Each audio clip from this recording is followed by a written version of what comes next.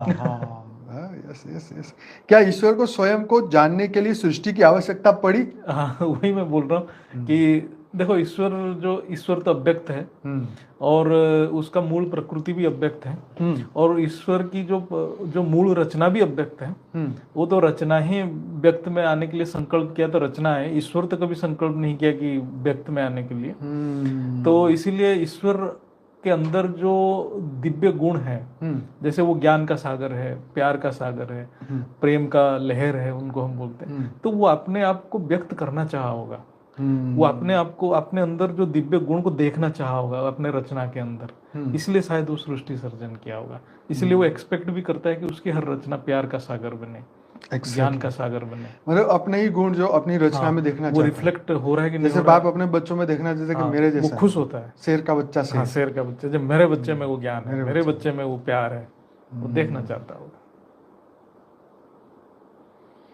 हम्म। अगर कोई आत्मा मोक्ष प्राप्त कर ले तो फिर वो क्या अनुभव करती है? शून्य, आनंद, या कुछ भी नहीं? एक्चुअली ये एक बहुत ही, मतलब वेद में ये क्वेश्चन बहुत डिस्कशन होता है, वेद हम्म शास्त्र में। हम्म मोक्ष किसका होता है? हम्म, मोक्ष जो होता किसका है? हाँ जब आत्मा नित्य मुक्त है, हाँ, तो मुख्य किसका होता ये है? तो मन का ही होता मन का है। मोक्ष होता है।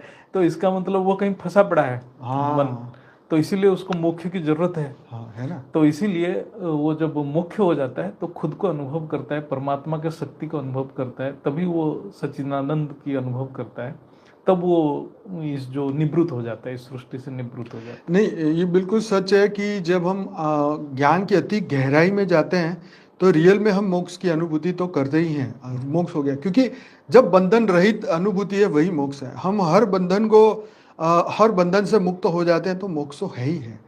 तो और ये स्थिति जो है कंटिन्यू इसलिए नहीं हो सकती क्योंकि हमें हर दिन एक नया कर्म और भी करना है। है। इसमें क्या होता है, जो मन क्या है, हम्म, मन भी चेतन की प्रवाह है।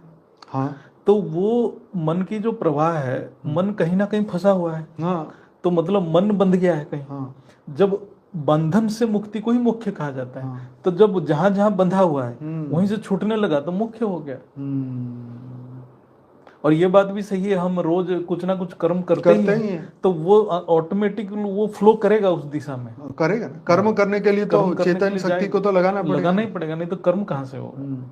और जब हम कर्म करेंगे तो फिर कर्म का फिर परिणाम भी आएगा, फिर हम कह ले हमारे मोक्ष क्यों नहीं हो रहा। भाई मोक्ष तो रोज एक्सटेंड होता जा रहा है।